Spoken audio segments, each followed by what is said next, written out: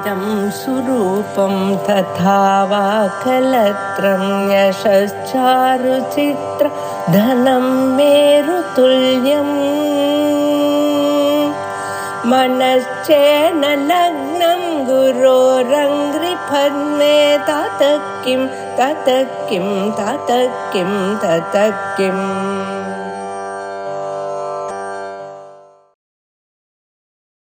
श्री गुरुभ्यो नमः।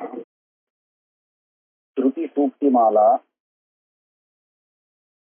29வது ஸ்லோகம்.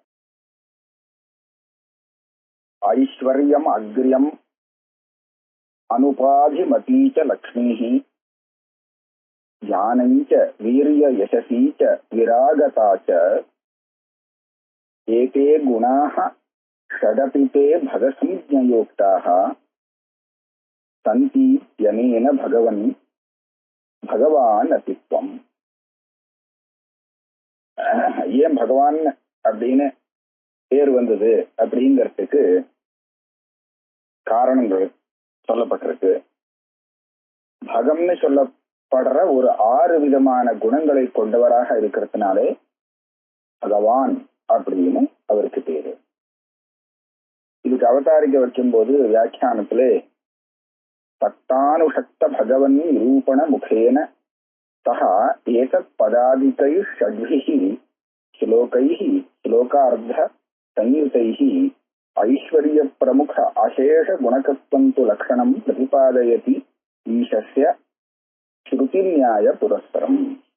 பிரசக்தானுப்பிரசக்தமாக பகவன் நிரூபணம் ஆரம்பிச்சு இந்த பகவான் அப்படிங்கிற பதத்திலிருந்து ஆரம்பிச்சு அது 6 குணங்களை சொல்றது அப்படின்னு சொல்லி அந்த 6 குணங்களை சொல்றதுக்கு பிரமாணங்கள் 6 குணங்கள் சாமி இடத்த இருக்குங்கிறது என்னென்ன பிரமாணம் இருக்குங்கிறத சொல்லி இந்த விதத்துல மேற்கொண்டு பல ஸ்லோகங்கள் போகப்படும். ஷட்ரி ஸ்லோகை 6 ஸ்லோகங்கள் இதுக்காக வருதுன்னு சொல்றாரு. இங்கேருந்து ஆரம்பிச்சு பகவத் சப்தத்திலேருந்து ஆரம்பிச்சு வரிசையா 6 ஸ்லோகங்கள். ஐஸ்வர்யம் அக்ரியம். அக்ரியம் ஐஸ்வர்யம், அதாவது உத்தமமான ஒரு ஐஸ்வர்யம், எல்லாத்துக்கும் மேல ஐஸ்வர்யம் கொண்டவன். அனுபாதிமதீச்ச லக்ஷ்மி, அதாவது லக்ஷ்மியானது சுவாமி கிட்ட ஒரு காரணத்துக்காக இல்லை. உபாதின்னு சொன்னா இதுக்காக இந்த காரணத்துக்காக அப்படின்னு இல்லை. காரணத்துக்காக சொன்னா காரணம் இல்லாட்டா இருக்காது. இங்க ஸ்வரூபத்தாகவே லக்ஷ்மியோட சேர்ந்தவரா இருக்கார். ஞானம் வீரிய யசசீச்ச. வீரியம்னா பலம், யசஸ்னா கீர்த்தி. ஞானம், பலம், யசஸ், விராகதா, வைராக்கியம், இது ஒரு 4 குணங்கள். முன்னாடி சொன்ன 2 குணங்களும் சேர்த்தா 6 குணங்கள். ஏதே குணா ஷடபி, இந்த 6 குணங்களும் பகசம்ஞயா உக்தாக. இந்த 6 குணங்களுக்கு பகவான் அப்படின்னு சொல்ற இடத்துல அந்த பகசப்தத்துக்கு வாக்கியார்த்தமாக சொல்லப்பட்டிருக்கு. ஆக இந்த 6 குணங்களும் உங்களுக்கு இருக்குங்கிறதுனாலதான் சந்தீத்தியனீன பகவான் அசித்வம், அதனால்தான் நீ பகவான் என்று சொல்லப்படுகிறாய். இப்ப இந்த 6 குணங்கள் இருக்கிறதுனாலே பகவான் அப்படின்னு சுவாமிக்கு பேரு வருதுன்னா இந்த 6 குணங்கள் இருக்குங்கிறது என்ன பிரமாணம்? அதை சாதிக்கணுமே அப்படின்னு கேட்டா அதுக்குதான் அடுத்த ஸ்லோகம் வருது. ஐஸ்வர்யாதி குண சத்பாவே கிம் பிரமாணம் இத்தியாசங்கிய ஈஸ்வராதி பதஸ்ருதிரேவ பிரமாணம் இத்தியாக. ஒவ்வொன்றுக்கும் ஒவ்வொரு ஸ்ருதி. ஈஸ்வரகா அப்படிங்கிற பேரு பகவான் இடத்துல ஐஸ்வர்யம் இருக்குங்கிறத காண்பிக்கிறது. உக்ரஹா அப்படிங்கிற சப்தம் பலம் இருக்குங்கிறத காண்பிக்கிறது. இப்படியாக வரிசையா சொல்லிட்டு வர. ஐஸ்வர்யம் ஈஸ்வர பத ஸ்ருதி ருக்ர சப்தா வீரியம் யச சிவபதஞ்ச தவாபிஷக்தி சர்வஜ்ஞ காமரிபு சப்த சமர்ப்பிதௌ ச சார்வஜ்ஞ ராகவிரகௌ பவதः புராரி. हे पुरारे त्रिपुरारी அதாவது திரிபுர சம்ஹாரம் பண்ணினவரே ஈஸ்வரா அப்படிங்கிற இந்த பதம் இருக்கே, இது உங்களிடத்துல ஐஸ்வர்யம் இருக்கிறத காண்பிக்கிறது. ஐஸ்வர்யம் அபிஷக்தே, ஐஸ்வர்யம் உங்ககிட்ட இருக்குங்கிறது ஈஸ்வர சப்தமே பிரமாணம். உக்ர சப்தா வீரியம் அபிஷக்தேன்னு சேர்க்கணும். உக்ரஹாங்கிறது சுவாமிக்கு ஒரு சப்தம் வருது. அந்த உக்ர சப்தமும் வீரியத்தை சொல்லக்கூடியதாக இருக்கு. சிவபதம் யசஹ தவ யசஹ அபிஷக்தே, சிவஹா அப்படிங்கிற இந்த பதம் இருக்கே, இது பகவானிடத்துல இருக்கக்கூடிய யசஸ் கீர்த்தியை சொல்லக்கூடிய பதமாக இருக்கு. சார்வஜ்ஞ காமரிப்பு சப்த சர்வஜ்ஞ, சர்வஜ்ஞா அப்படிங்கிற இந்த பேர் இருக்கே, இது உன்னுடைய சர்வஜ்ஞத்தன்மை, எல்லாம் தெரிந்த தன்மையை காண்பிக்கிறது. காமரிப்பு காமாரிஹி இந்த இத்தியாதி சப்தங்கள் இருக்கே, இது ராகம் இல்லாததை காண்பிக்கிறது. ஆக இப்படியாக பார்க்கறச்சு இந்த பெயர்கள் உனக்கு இருக்கக்கூடிய இந்த பெயர்களை நீ பகவான் கர்த்த நிரூபணம் பண்ணி கொடுக்கிறது. இதுதான் இந்த சொல்லப்பட்டது. இந்த வியாக்கியானத்திலே ஐஸ்வர்யம் ஈஸ்வர பதஸ்ருதி, அதாவது மூலத்துல ஐஸ்வர்யம் ஈஸ்வர பதஸ்ருதி அபிஷக்தே. ஈஸ்வர பதஸ்ருதி எப்படி சொன்னா ஈஸ்வரஹாங்கிற பதம், ஈஸ்வரஹா அப்படின்னு ஒரு சப்த பிரயோகம் இருக்கும் இல்லையோ, அந்த ஈஸ்வர பதமானது உன்னுடைய ஐஸ்வர்யத்தை போதிக்கிறது. ஸ்ருதினா என்னது? பதம். ஸ்ருதினா இந்த வேதம்னு அர்த்தம் இல்லை. இந்த ஸ்ருதி லிங்க வாக்கிய பிரகரண ஸ்தான சமாச்சானாம் சம்வாயே பாரதௌர்வல்யம் அர்த்த விப்ரகர்ஷா. அர்த்தம் அப்படிலாம் இல்லை, இதெல்லாம் சூத்திரம் தப்பு, சரியா இல்லை. அர்த்த விப்ரகர்ஷா இது ஜைன சூத்ரோக்தம் பிரமாணம் பதாந்தர நிரபேட்ச சப்தா இது ஸ்ருதியர் லட்சணம். அதாவது இந்த மீமாம்சா சாஸ்திரத்துல சொல்லக்கூடிய ஸ்ருதி லிங்கம் வாக்கியம் பிரகரணம் ஸ்தானம் சமாச்சா அப்படின்னு ஒரு 6 பிரமாணங்கள் சொல்லுவாங்க. அதுல சொன்ன ஸ்ருதி பிரமாணம் அப்படின்னு சொல்றாங்க. ஈஸ்வரஹாங்கிற இந்த சப்தம் இருக்கே, மீமாம்சா சாஸ்திரப்படி ஸ்ருதிலிங்காதி அதிகரணத்தை சொல்லப்பட்ட ஸ்ருதி பிரமாணம். அந்த சூத்திரக்காரர் ஜெய்மனி என்ன சொல்லியிருக்காருன்னா, இந்த ஸ்ருதி லிங்கம் வாக்கியம் பிரகரணம் ஸ்தானம் சமாச்சான ஒரு கணக்கு வரிசையா சொன்னாரா. இதுல பூர்வம் பிரபலம், உத்தரோத்தரம் துர்பலம். அதாவது ஸ்ருதியை காட்டிலும் லிங்கம் துர்பலம், லிங்கத்தை விட வாக்கியம் துர்பலம், வாக்கியத்தை விட பிரகரணம் துர்பலம், அதை விட ஸ்தானம் பிரபலம், துர்பலம், அதை விட சமாட்சா எல்லாத்தையும் விட துர்பலமானது. வந்து பார்த்தா இதை விட பாக்கி எல்லாமே பிரபலம். இப்படி சொல்லிட்டு வரும். இங்க ஸ்ருதி சப்தத்துக்கு என்ன அர்த்தம்னு கேட்டா பதாந்தர நிரபேட்ச சப்தா. ஒரு அர்த்தத்தை சொல்றதுக்கு வேற ஒரு பதத்தை அபேட்சிக்காமல் ஒரு அர்த்தத்தை தெரிவிக்கிறதா இருந்தால் அந்த சப்தத்தை ஸ்ருதின்னு சொல்லலாம். அந்த அர்த்தத்துல இப்ப ஒரு உதாரணத்துக்கு நான் அது சொல்லலாம். ஈஸ்வரஹா அப்படின்னு சொன்னேன்னா, இந்த ஈஸ்வரஹாங்கிற பேர் வரத்துக்கு காரணம் ஐஸ்வர்யம் தானே. அப்ப ஐஸ்வர்யம் உள்ளதுங்கிறதுனால தானே நான் இந்த ஈஸ்வர சப்தம் அவரை சொல்லக்கூடியதாக இருக்கு. அப்போ இந்த ஈஸ்வர சப்தம் இவரை சொல்றதுக்கு, ஐஸ்வர்யத்தை அவரிடத்துல சொல்றதுக்கு வேற ஒரு சகாயத்தை கேட்கல. எப்படின்னா ஒரு கடஹா அப்படின்னு ஒரு வஸ்துவை பார்த்து சொல்றேன். இது கடம், பானை. பானைன்னு சொல்றதுக்கு அதுல என்ன வேணும்? கடத்துவம் இருந்தால் போதும், வேற எதுவும் வேண்டாம். கலர்லாம் மாறி மாறி இருக்கலாம், ஒன்னும் எல்லாம் அதெல்லாம் ஒன்றும் தப்பே கிடையாது. ஆனா கடத்துவம் இருந்தால் கடகாங்கிற சப்தம் அவரை சொல்லும். அதே மாதிரி ஈஸ்வரகாங்கிற சப்தம் இவரை சொல்றதுக்கு காரணம் என்ன? இதுதான் பிரவர்த்தி நிமித்தம்னு சொல்லி. காரணம் என்னன்னு சொன்னா ஐஸ்வர்யம். இந்த ஐஸ்வர்யம் இருக்கிறதுனாலே ஈஸ்வர சப்தம் உங்களை சொல்றது. ஆக இது ஸ்ருதி. இதை சொல்றதுக்கு அந்த சப்தத்துக்கு வேற எந்த சப்தத்தினுடைய சகாயமும் தேவையில்லை. சப்தஸ்ரவணாதேவ விநியோக பிரதீயதே தஸ்ரௌதஹ இதி வசனாத் அதாவது ஈஸ்வர சப்தத்தை கேட்ட மாத்திரத்துல அவரிடத்துல இருக்கக்கூடிய ஐஸ்வர்யம்ங்கிறது நமக்கு தெரியறது. ஆகையாலே இந்த சப்தம் ஸ்ருதின்னு சொல்றோம். இது வச்சனம் ஈஸ்வர சப்தः ஸ்ருத மாத்திரைவ ஐஸ்வர்யவத் வஸ்து வாக்கியத ஐஸ்வர்யவத் வஸ்து வாக்கியதையா அபிசக்தே போதயதி.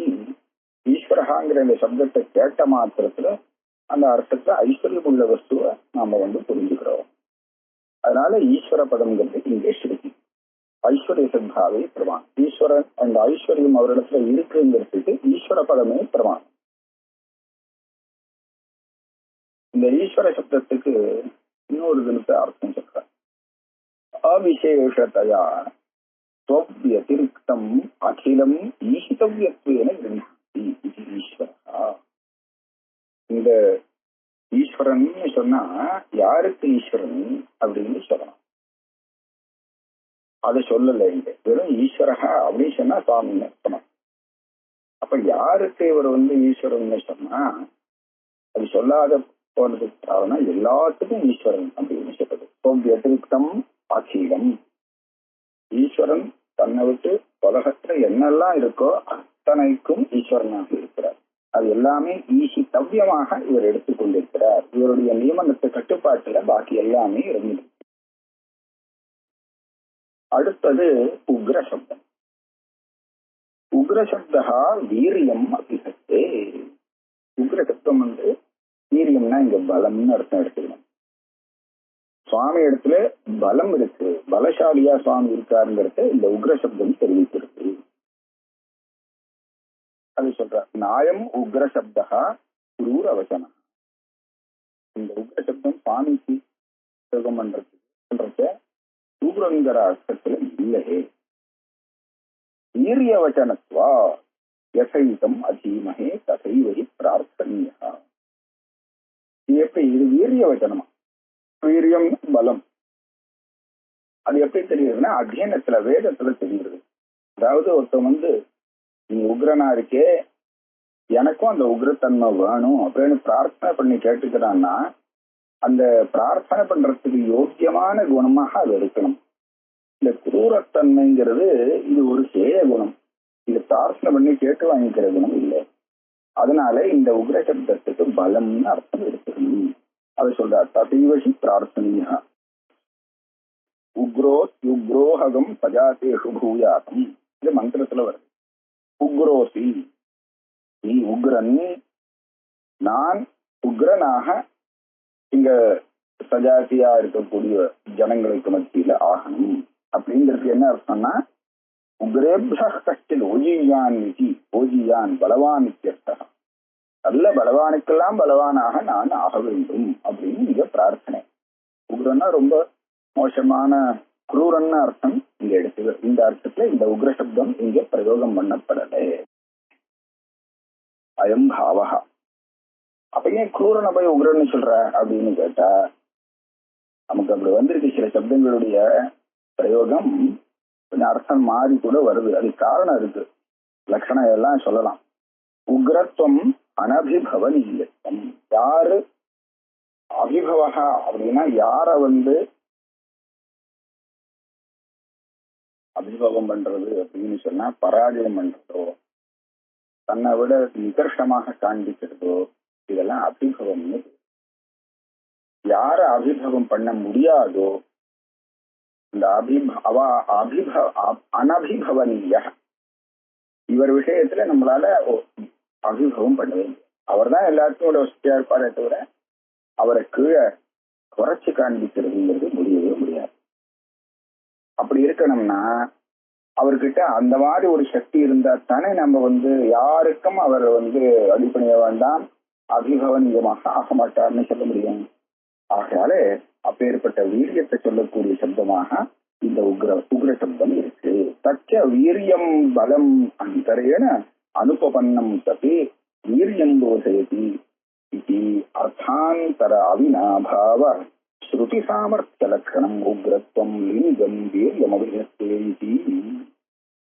முதல்ல சொன்னது ஈஸ்வரகாங்கிற சப்தம் ஸ்ருதி. அடுத்தது ஜெய்மினி சொன்ன ஸ்ருதி லிங்கம்னு இந்த லிங்கமா. உக்ரங்கிற சப்தம் இவரை யாரும் தோற்கடிக்க முடியாது, இவரை குறைச்சலா காண்பிக்க முடியாது அப்படின்னு சொல்றது. அதுல இருந்து என்ன கிடைச்சதுன்னு சொன்னா அவருடைய வீரியம் அதிசீதமான வீரியம், அவருடைய பலம் அப்பேற்பட்ட பலம் அப்படின்னு காண்பிக்கிறது. ஆக உக்ர சப்தம் இந்த அர்த்தத்துக்கு லிங்கம். இப்போ ஒரு சின்ன கேள்வி, ஒரு சின்ன விசாரம் பண்றார். உக்ர சப்தா இத்தியனேன யத்யபி அத்ராபி ஸ்ரௌதோ விநியோக பிரதியத். ஈஸ்வரஹ அப்படிங்கிற சப்தம் போலதான் இந்த உக்ர சப்தம்.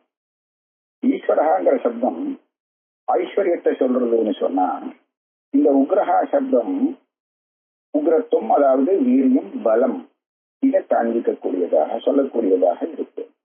அப்போ அந்த ஈஸ்வர சப்தத்தை நீங்க ஈஸ்வர சப்த ஸ்ருதின்னு சொன்னால், இந்த உக்ர சப்தத்தையும் ஸ்ருதின்னு சொல்ல வேண்டியதானே. இதை ஏன் லிங்கம்னு வியாக்கியானம் பண்ற? மூலத்துல ஒண்ணும் அப்படிலாம் ஒண்ணும் சொல்லல, உக்ர சப்தான்னு தான் போட்டிருக்காரு. ஆனா வியாக்கியானம் பண்ணும்போது இந்த வியாக்கியாத்த அதை ஸ்ருதின்னு சொல்லிட்டு இதை லிங்கம்னு சொல்றாரு. இந்த வித்தியாசப்படுத்துறதுக்கு காரணம் என்னன்னு ஒரு சந்தேகம் ஏற்படும். அதுக்கு சொல்றார், எத்யபி அத்ராபி ஸ்ரௌதோ விநியோக பிரதியதே. கேள்வி சரிதான். ததாபி லிங்கஸ்யாபி ஸ்ருதி கல்பனையைவ விநியோஜகத்வாத் அங்கீகாராத் உக்ர சப்தா இத்யுக்தம். அதாவது ஒண்ணும் இல்லை, இந்த உக்ரத்துவங்கிறது வாஸ்தவமா லிங்கம் தான். ஈஸ்வரகாங்கிற சப்தம் அப்படி நேரடியாக ஐஸ்வர்யத்தை சொல்றதோ அத போல இந்த உக்ரஹாங்கிற சப்தம் உக்ரத்துவத்தை சொல்லும். ஆனா உக்ரத்துவமே நேரடியான பலம் இல்லை. இந்த உக்ரத்துவங்கிறது பலத்தை சூச்சனம் பண்ணக்கூடிய ஒரு தர்மம், அனபிபவனீயத்துவம்னு சொல்லும். ஆக நல்ல பலம் இருக்கு, பலசாலி அப்படிங்கிறத இது நேரடியா வாக்கியவர்த்தியா இந்த சப்தம் சொல்லல. ஆனா உக்ரத்துவம் சொன்னதுனாலேயே இந்த பலம் இல்லாட்டா அந்த மாதிரி உக்ரத்துவம் வர முடியாதுங்கிற காரணத்தினாலே இருக்கு, பலம் இருக்குங்கிறது தெரிவிக்கப்படுறது. அதனால இது சப்த சாமர்த்தியம் லிங்கம்னு வச்சு மூடலாம். அப்படி இருக்கிறது சப்தத்தை எதுக்காக பிரயோகம் பண்ணினார்னா உக்ர சப்தான்னு. உக்ரத்துவம் லிங்கம் என்ன சொல்லணும் அப்படி இல்லை. இந்த லிங்கம் இருக்கே ஸ்ருதியை கல்பனம் பண்ணிதான் ஒரு அர்த்தத்தை தெரிவிக்கணும், விநியோகம் பண்ணணும் அப்படின்னு சித்தாந்தம் பண்ணிட்டான். ஸ்ருதியை விட லிங்கம் துர்பலம்ங்கிறதுக்கு என்ன காரணம் அப்படின்னு கேட்டா, இந்த ஸ்ருதி இல்லாமல் லிங்கத்தினால விநியோகம் பண்ண முடியாதுங்கிறதுனால இந்த லிங்கமானது ஒரு ஸ்ருதிய தானே கல்பிச்சுக்கும். அப்ப பிரத்யட்சமா ஒரு ஸ்ருதி இருக்கிறச்ச லிங்கம் கல்பிக்காது. ஆனா ஸ்ருதி லிங்கத்தை விட பிரபலமாறுது, லிங்கம் அதை விட துர்பலமாறுது.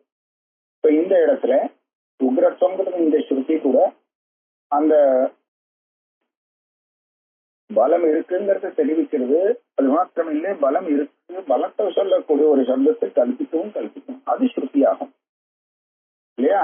ஆக ஸ்ருதியை கல்பிக்கிறதுனாலே உக்ர சப்தான்னு இந்த இடத்துல போட்டார், அது தப்பு இல்லை. அப்புறம் சிவபதம் யசோபிஹத்தே, சிவஹா அப்படின்னு சுவாமிக்கு பேரு. இது அவருடைய யசஸை காண்பிக்கிறார். அது இப்படி யசஹா சிவமஹா என்ன வித்தியாசம்னு கேட்டா அதுக்கு சொல்றார், நிசேஷ நிரதிசய சகல கல்யாண குண கண ஆதாரத்துவம் ஹி சிவத்துவம். விசேஷமாக இன்னும் பாக்கி இல்லாமல் நிரதிசயம், எதுக்கு மேல இன்னொன்னு வசதியா இருக்க முடியாதோ அப்பேற்பட்ட சகல கல்யாண குணங்களுக்கும் ஆதாரமாக இருக்கிறது தான் சிவத்துவம். ஏற்பட்ட ஒரு மங்களமான சிவத்துவம், மங்களத்துவம் சொல்லலாம். அப்ப அத்தனை கல்யாண குணங்களுக்கும் சுவாமி ஆதாரமா இருப்பிடமா இருக்கார். அப்படிங்கிறதுனாலதான் சிவகாங்கிற சப்தம் அவரை சொல்லக்கூடியதாக இருக்கு. இங்க ஒரு புராணம் எடுக்கிறார். அதவா அசேஷ கல்யாண குணைக தன ஈஸ்வரஹா சிவைத்யுச்சதே சப்தி சிவ தத்துவ அர்த்த வேதிசிஹி. சிவனுடைய தத்துவத்தை தெரிஞ்சவாள்லாம் வித்வான்கள் என்ன சொல்றான்னு கேட்டா, அசேஷ கல்யாண குணங்களுக்கும் இருப்பிடமாக சுவாமி இருக்கிறதுனாலே சிவஹா அப்படிங்கிற சப்தம் அவரை சொல்லக்கூடியதாக அமைகிறது. இது புராண வச்சனாத்து வச்சனம். அதனால அத்தः சகல கல்யாண குண கணவா சிவபதம் கல்யாண குண கணத்தையா ததந்தரபூதம் யசோ தேகத்தே. எல்லா கல்யாண குணமும் இருக்கு, அதுல யசஸும் ஒரு கல்யாண குணம். அப்ப யசஸும் அதுக்குள்ள இருக்குங்கிறத இந்த சிவசப்தத்தினாலே நம்ம புரிஞ்சுக்கணும். அதனால யசகாபிஷத்தேன்னு ஏதோ யசஸ்வியா இருந்தா சொல்றது இல்லை, எல்லா கல்யாண குணமும் இருக்கணும். உக்ர சப்தம் அதுக்கு நேரடியான வாக்கிய அர்த்தம் இது இல்ல, பலம்ங்கிறது இல்லை. ஆனா ஈஸ்வர சப்தத்துக்கு நேரடியான வாக்கியார்த்தம் ஐஸ்வர்யம். நேரடியாவே அந்த அர்த்தத்தை எது சொல்றதோ அது ஸ்ருதி. எது வேற ஒரு அர்த்தத்தை சொல்லி அர்த்தாத் இன்னொரு அர்த்தத்தை தெரிவிக்கிறதோ அது அந்த விஷயத்துல லிங்கம். உக்ரன் அப்படின்னு சொன்னா இவர் யாருக்கும் அடிபணிய மாட்டார், இவரை யாரும் ஏமாற்ற முடியாது, அபிபவம் பண்ண முடியாதுங்கிறது தான் இங்க தெரியுது. இதுக்கு காரணம் இல்லாம இந்த மாதிரி சொல்ல முடியாது இல்லையா? அப்ப என்ன காரணமா இருக்கும் அப்படின்னு யோசனை பண்றச்ச அவர் எல்லாரையும் விட பலம் அதிகமாக உள்ளவர் அப்படின்னு தெரியும். ஏன்னா உக்ர சப்தத்துக்கே பலம்னு அர்த்தம் இல்லை. உக்ர சப்தத்திலேருந்து ஒரு உக்ரத்துவம் தெரிகிறது, அந்த உக்ரத்துவத்திலேருந்து நமக்கு பலம் தெரியும். அப்ப இது என்னாச்சு, பலத்தை தெரிவிக்கிற விஷயத்துல இது ஒரு லிங்கம். இது நேரடியான வாச்சக சப்தமாக ஆகல. அதனால பதாந்தர நிரபேட்சமான சப்தமா இருந்தா அந்த வாக்கிய விருத்தியா அதை சொல்லல, அர்த்தத்தை இதை தெரிவிச்சு விடுறது. அக்னி அப்படின்னு சொன்னால் இந்த சூடுங்கிறது தெரியறதே இல்லையா?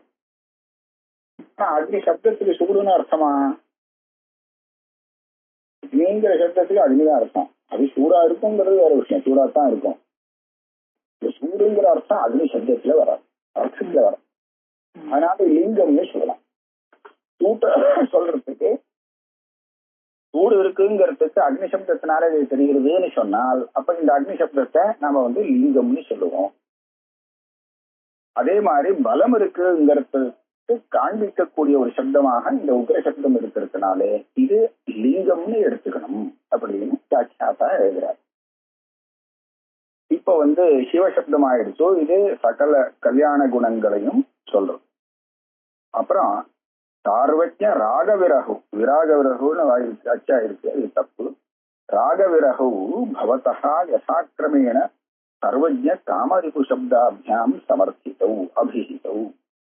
அதாவது சார்வஜம்னா சர்வஜ பாவம், அதாவது சர்வஜ தன்மை. அதே மாதிரி ராகம் இல்லாதது வைராகியம். வைராகியம் இந்த ரெண்டு குணத்தையும் நமக்கு ரெண்டு சப்த பிரயோகம் கலந்திக்கிறது. சர்வஜா அப்படின்னு சுவாமி சொல்றதுனாலே அவர் எல்லாம் தெரிந்தவர், அந்த சார்வஜ்யங்கிறது குணம் தெரிகிறது. காமரிபு அப்படிங்கிற இந்த சப்தம் சுவாமிக்கு பிரயோகம் பண்றது, அதுல இருந்து என்ன தெரிகிறதுனா அவருக்கு ஆசை கிடையாது, ராகம் இல்லை, வைராகியம் இல்லை.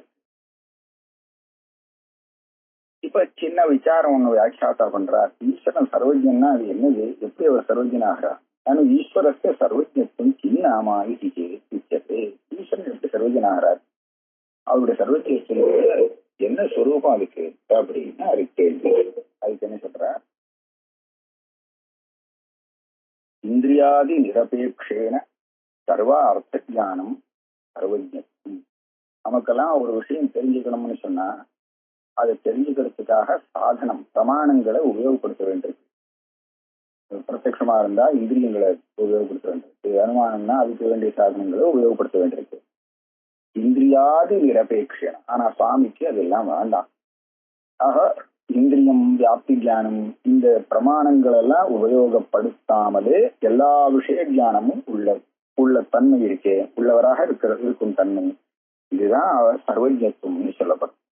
இது அவரை விட்டா வேற யாருக்கும் வராது. இந்த விஷயம் இதுக்கு பிரமாணம் என்னன்னு கேட்டா ததுக்தம் வாயவிய சங்கீதாயாம்.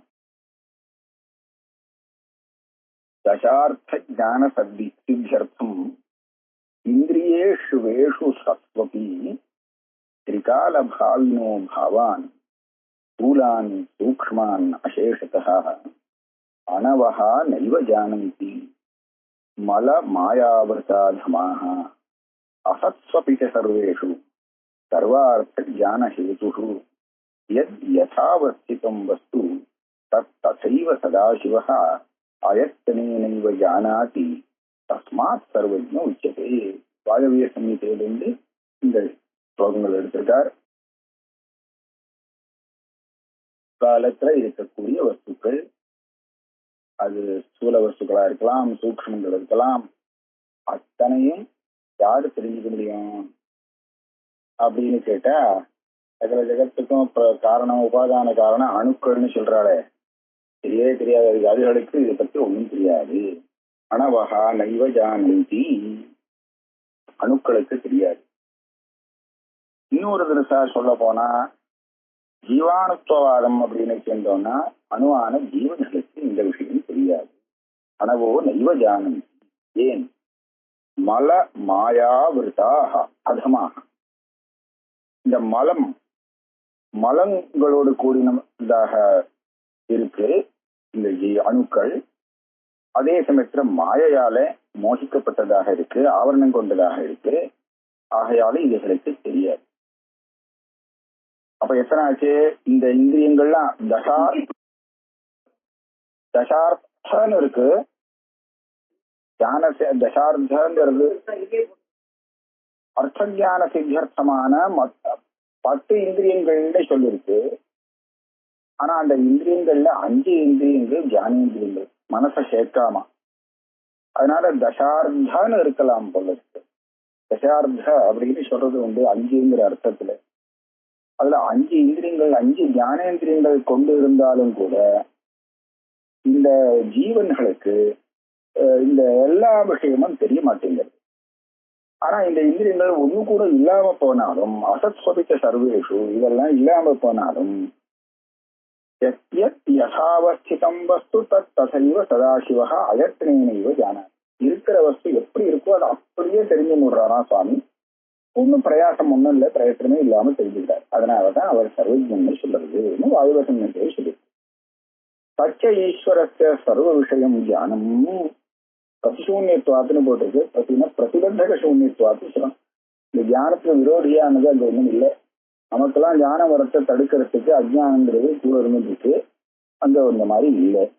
அதனால வியஞ்சகம் அபேட்சத்தை, அது ஞானம் வரத்துக்கு அது ஏதாவது எந்தவிதமாக விருத்தியோ விருத்தியோ ஏதாவது வேணுங்கிறது இல்லை. சாம்சைக்கம் அப்படி நபவதி, சந்தேகமா ஏதாவது தெரியுமானா அது கிடையாது, அதுக்கு காரணம் இல்லை. நஜாத்து விபரீதந்தது, பிராந்தியாக அந்த ஞானம் வரத்துக்கு வழியே கிடையாது ஈஸ்வரனிடத்துல. அனீஸ்வரானாம் ஞானம், அவனை விட்டு ஜீவன்களுடைய ஞானத்தை பார்த்தா நேர் விபரீதமா வரும். மல மாயாதிபிகி ஆவருத்தா, இந்த மலம் மாயைகள் எல்லாம்னா ஆவரணம் இருப்பதாலே எஞ்சக அபேட்சது, அது எப்போ விருத்தி வருமோ அப்பதான் தெரியும், எப்பவும் தெரிஞ்சுட்டு இருக்காது விஷயம். சந்தேகம் கூட வரலாம். சாம்சைக்கம் பவதி, பல இடத்துல தப்பான ஞானமா வரலாம், காந்தி வரலாம், யாகத்தம் பவதி. இன்னொன்னு ஈஸ்வர ஜானம் அத்தியக்ஷம், ஈஸ்வர ஜானத்தை பிரத்யக்ஷம்னு சொல்ல முடியாது. தாரிக்கால் அதையும் பிரத்யக்ஷம்னு சொல்றான், அபரோக்ஷம்னாவது சொல்றான். இது அத்தியக்ஷம் இல்லை, பிரத்யக்ஷம் கிடையாது. நாப்பி லைங்கம்னா அனுமானமும் கிடையாது. நாப்பி சாப்தம், அது சப்த பிரமாணத்தால வந்தது கிடையாது. அந்த ஞான சர்வதா சர்வவஸ்து நிர்மலத்வா விபாதி, அவருடைய ஞானமானது எப்போதும் நித்திய ஞானம். அது ஒரு பிரமாணத்தால வரக்கூடிய ஞானம் இல்லை, எப்போதும் நித்தியமா இருந்தது. இந்த விஷயத்தை நியாய குசுமாஞ்சலியில உதயநாச்சாரியர் சொல்றாருன்னு அவருடைய ஸ்லோகத்தை எடுத்து போட்டிருக்கார். சாட்சாத்காரிணி நித்யயோகினி பரத்வாரான் அபேட்சஸ்திதௌ பூதார்த்தானுபவே நிவிஷ்ட நிகில பிரஸ்தாரி வஸ்துக்ரமஹ லேஷாதிருஷ்டி நிமித்த திருஷ்டி விகம பிரபிரஷ்ட சங்காதுஷ சங்கோன்மேஷ கலஞ்சிதி கிம் அபரைஹி தன்மே பிரமாணம் சிவஹா. இந்த இடத்துல மற்றவாள் சொன்னத்தை நான் ஏன் பிரமாணமா எடுத்துக்கணும்? ஏன்னா அவள் இடத்துல எல்லாம் பல தோஷங்கள் இருக்கு. எப்ப பார்த்தாலும் ஏதாவது ஒரு சின்ன சந்தேகமாவது இருந்துட்டே இருக்கும், சங்கா துஷமாவது இருக்கும், பிரபிரஷ்ட தப்பா இருக்கலாமோ அப்படிங்கிற ஒரு இது இருக்கலாம். அதெல்லாம் பூரா தெரியாது நம்ம ஜீவனுடைய ஞானத்தினால எல்லாம் தெரிஞ்சுக்க முடியாது. ஆனா அப்படி இல்லாத இந்த பரமேஸ்வருடைய ஞானம் இருக்கே, அதனால எனக்கு நான் பிரமாணமாக எடுத்துக்கொள்வது அந்த ஈஸ்வரனை தான், தன்மே பிரமாணம் சிவஹா அப்படின்னு சதுர்த்த ஸ்தபகத்துல கடைசியில மங்களாகரணமாக முடிக்கிறார்.